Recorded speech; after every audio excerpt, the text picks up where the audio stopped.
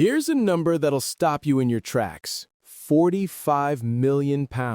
That's what the UK government just invested in an AI supercomputer. Now here's another number, $65 billion. That's what Meta is spending on AI this year alone. So either the UK has completely lost their minds about what it takes to compete in artificial intelligence, or they've just pulled off one of the most brilliant strategic moves in modern industrial policy. Welcome to Mindcast, where we dive deep into the ideas that are reshaping our world. I'm Will, and today we're unpacking what might be the most fascinating David versus Goliath story in the tech world right now.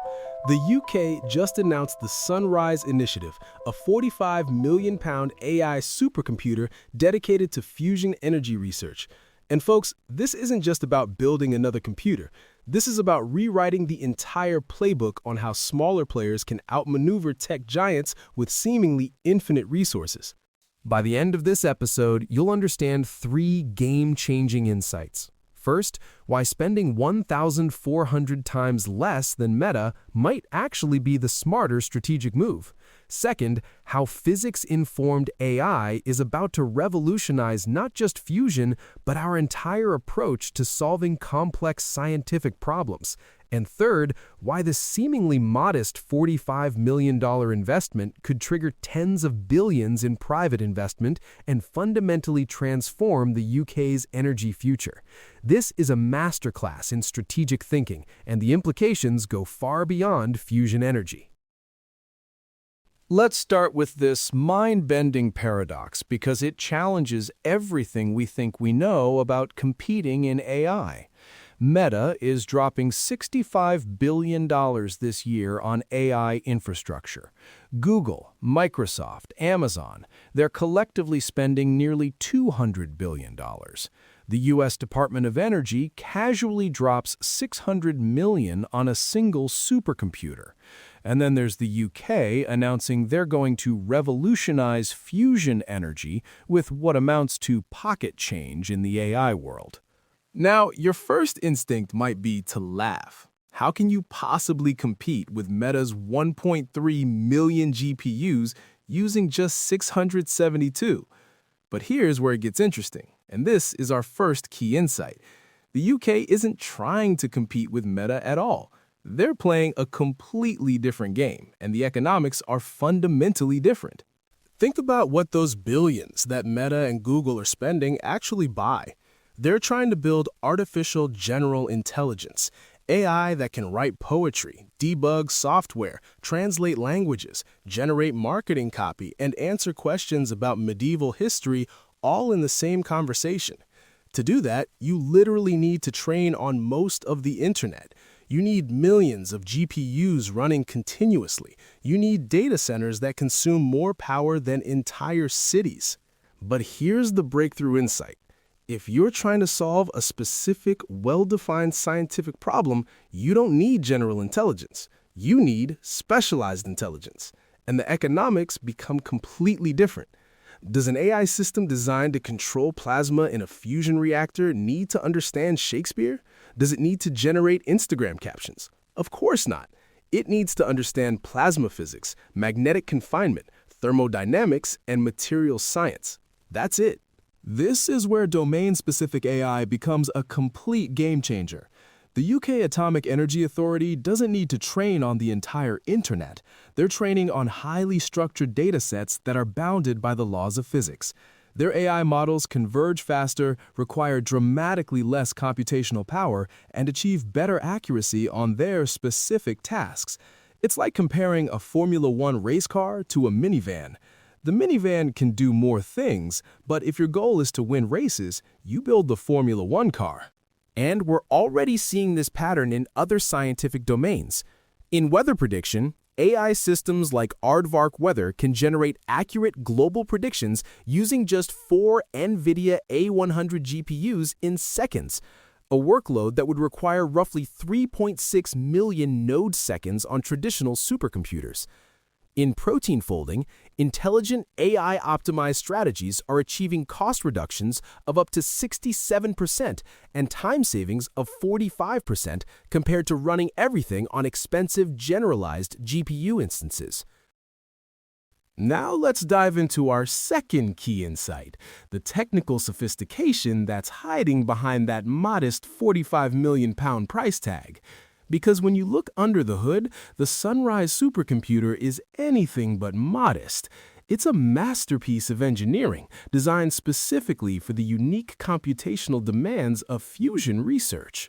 Here's where it gets fascinating. Sunrise delivers 6.76 exaflops of AI performance. To put that in perspective, that's 6.76 quintillion operations per second. But here's the clever part. That massive performance comes from 8-bit precision calculations, which are perfect for AI inference, but not suitable for classical physics simulations. So they also built in 50 petaflops of traditional 64-bit computing power. Why this hybrid approach? Because you can use the AI to approximate solutions almost instantaneously, then use the classical computing to verify those solutions against the strict laws of physics. Think about what this enables. Traditional fusion research has been computationally bottlenecked for decades. Plasma is this incredibly complex, chaotic system.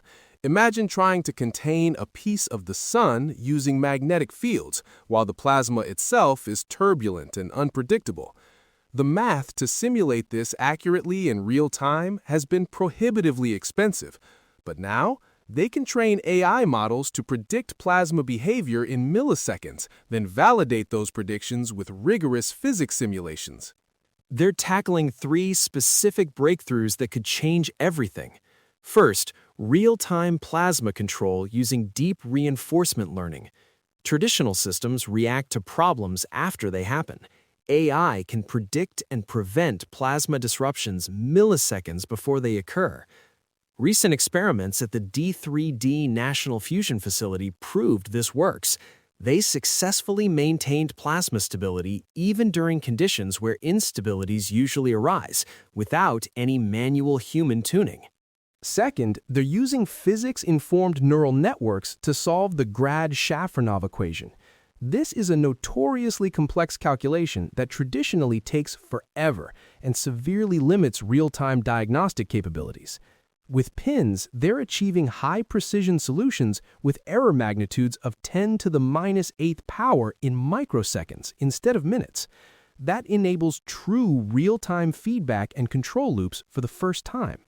And third, generative AI for material science.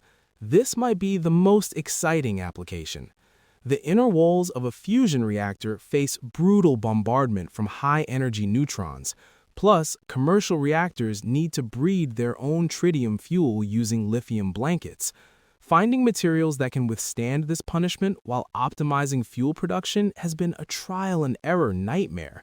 Now they can use AI to rapidly screen millions of molecular structures and test them virtually before ever stepping into a lab.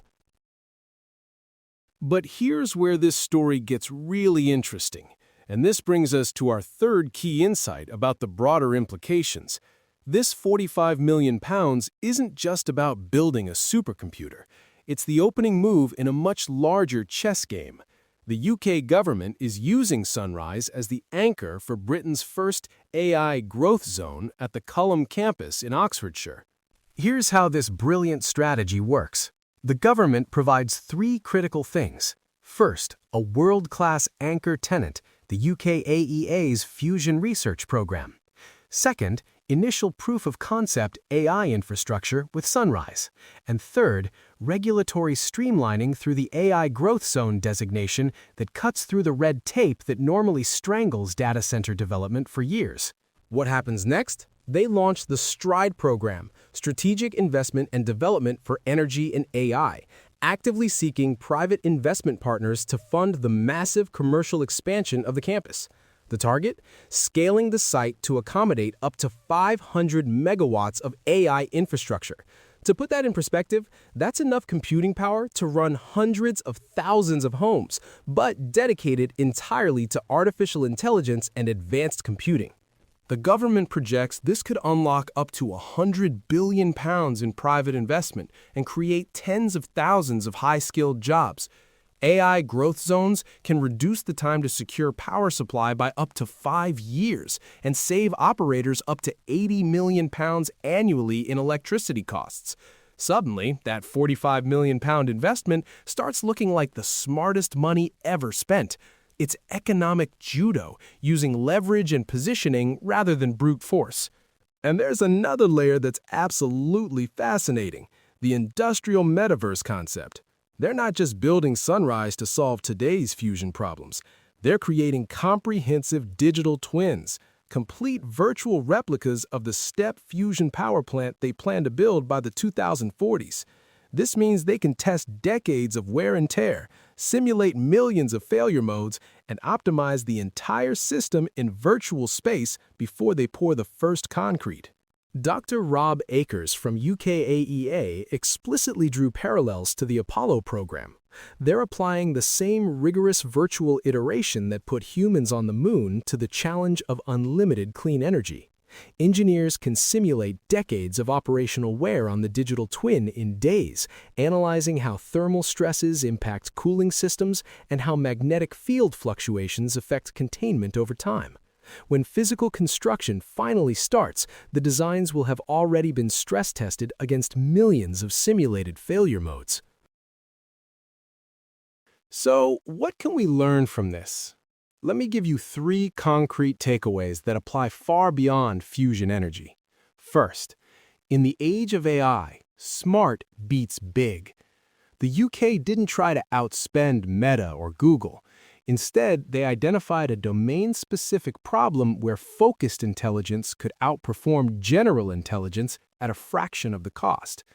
This is a lesson for any organization trying to compete with tech giants. Find your specialized niche and dominate it through superior focus and domain expertise. Second, infrastructure strategy follows incentive design. The AI growth zone approach shows how governments can punch far above their weight by creating the right conditions for private investment. They're not funding everything themselves. They're de-risking the environment and providing the foundation for massive private capital to build upon. This is scalable. Other countries could apply this model to their own strategic priorities, whether that's quantum computing, biotech, or renewable energy. And third, fusion energy might finally be happening. For decades, fusion has been perpetually 20 years away.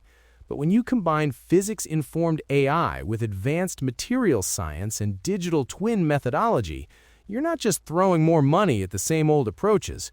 You're fundamentally changing how fast you can iterate, test, and optimize. The timeline for commercially viable fusion power is accelerating rapidly, and the implications for global energy security are enormous. Here's what I think this all means. We're witnessing the emergence of a new model for technological competition. Instead of trying to match the tech giants dollar for dollar, countries and organizations that think strategically can carve out decisive advantages in specific domains. The UK isn't trying to build the next ChatGPT. They're trying to solve fusion energy, create an entirely new industrial ecosystem, and position themselves as the global leader in clean energy technology. The Sunrise supercomputer represents something bigger than advanced computing or even fusion energy. It represents a new approach to grand challenges, one that combines domain expertise, focused investment, smart regulation, and public-private partnerships to achieve breakthrough results without breaking the bank. In a world where it feels like only tech giants can afford to play in AI, this shows there's absolutely another way. And here's the thing that gets me most excited. If this approach works for fusion energy, one of the most complex engineering challenges humanity has ever attempted, imagine what it could do for other domains. Climate technology, drug discovery, materials science, space exploration. The template is there. Domain-specific AI, strategic government investment, regulatory streamlining, and private capital mobilization. That's all for today's episode of Mindcast. If this kind of strategic thinking around technology and innovation gets you as excited as it gets me, make sure to subscribe and share this episode with someone who needs to hear it. The next time someone tells you that only the biggest players can compete in AI, remember the Sunrise Initiative, £45 million that could change the world. Next week, we're diving into another story that challenges conventional wisdom, how a breakthrough in quantum error correction just brought practical quantum computing decades closer than anyone expected. Until then, keep questioning assumptions, keep thinking strategically, and keep believing that smart always beats big. I'm Will, and this has been Mindcast.